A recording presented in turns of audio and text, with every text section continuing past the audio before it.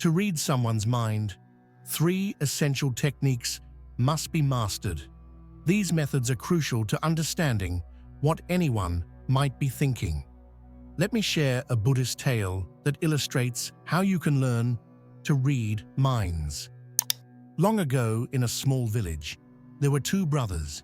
The older brother was blind and stayed at home, while the younger one worked as a farmer. Their farm often faced damage from animals roaming the fields. Troubled by this, the younger brother devised a plan. He thought, why not ask my blind brother to help scare away the animals? He could sit in the field and shout if he hears any sounds, saving our crops. The younger brother built a small hut in the field and placed his elder brother inside. He explained, "Brother, whenever you hear animals, shout loudly to scare them away. This way, our crops will be safe." The blind brother agreed to this plan and began sitting in the field. Whenever he heard animal sounds, he shouted, effectively scaring them away. This continued successfully for many days. One day, a deer ran through their field, breaking the fence as it fled. Soon after, a king pursuing the deer arrived at the field. Seeing the blind brother, the king asked, "Have you seen a deer pass through here?" The blind brother replied, "Your Majesty, I am blind. How can I see a deer? But I can tell you, the animal that left this field is not worth chasing. You are wasting your time. Don't forget to like and subscribe to get notified about new videos." The king, intrigued by the blind brother's words, questioned how he knew this. "How can you, a blind man, speak about the worthiness of a deer?" The blind brother calmly responded, "Your Majesty, the animal you are chasing is a pregnant doe. I have never heard of a king hunting a pregnant doe. It's not worth your pursuit. You should not waste your time on her." The king, taken aback by this knowledge, was curious about how the blind man could know the doe was pregnant. He wondered aloud, how can a blind person know this? How can he be so sure? Seeking to verify the claim, the king instructed his commander, "Find that animal alive. I must confirm if it is indeed a pregnant doe." The commander followed orders and later confirmed that the blind brother was correct. The doe was indeed pregnant. Amazed, the king returned to the blind brother and said, "How did you know my wife is unfaithful?" The blind brother replied, "Your Majesty, when I told your wife I wanted to touch her, she became so enraged that she started beating me. She could have refused, but instead, she reacted violently. This behavior suggests that she is not faithful." The king, surprised by this explanation, asked, "How did you know my wife is unfaithful?" The blind man replied, "Your Majesty, it's quite simple.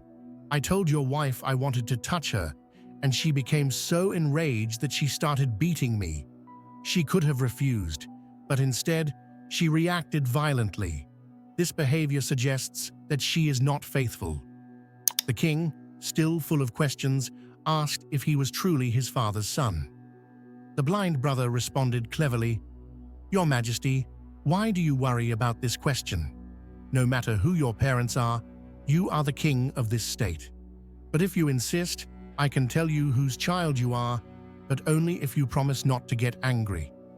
The king promised, and the blind brother said, "You are indeed your father's son, but you are also under the shadow of a miserly merchant."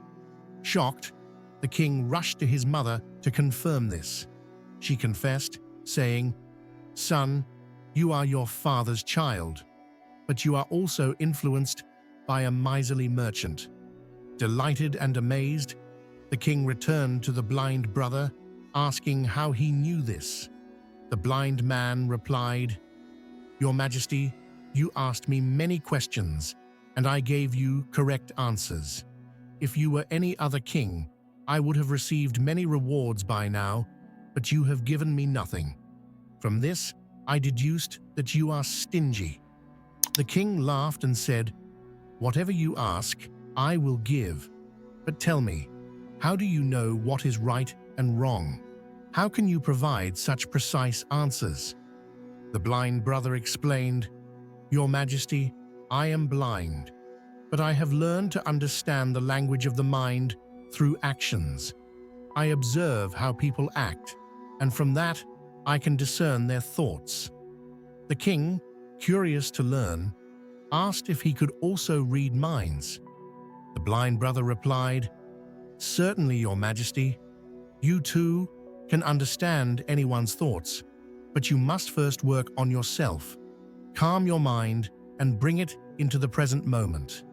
Only then can you read others effectively." Don't forget to like and subscribe to get notified about new videos. The blind brother then shared 3 ways to understand others' thoughts. 1.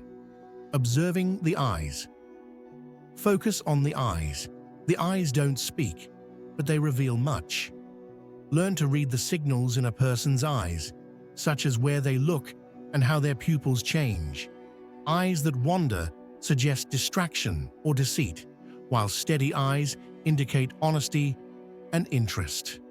2. Understanding facial expressions. Pay attention to facial expressions. The face is like a mirror of emotions. A frown, a smile, raised eyebrows, all these convey inner feelings. By observing these expressions, you can gauge a person's true emotions and thoughts. 3. Interpreting body language. Watch their body language and gestures. Hands, posture, and movement speak volumes. A person crossing their arms might be defensive, while leaning forward indicates interest. Understanding these nonverbal cues helps in knowing what someone is thinking. The blind brother emphasized, by mastering these techniques and focusing your mind on the present, you can understand anyone's thoughts. Great saints and enlightened beings have this ability because their minds are calm and focused. They can read others effortlessly. As we conclude this story, remember that knowledge has the power to elevate your life. Focus your mind, observe others, and you too can learn the art of mind reading. If you enjoyed my video, please like and subscribe.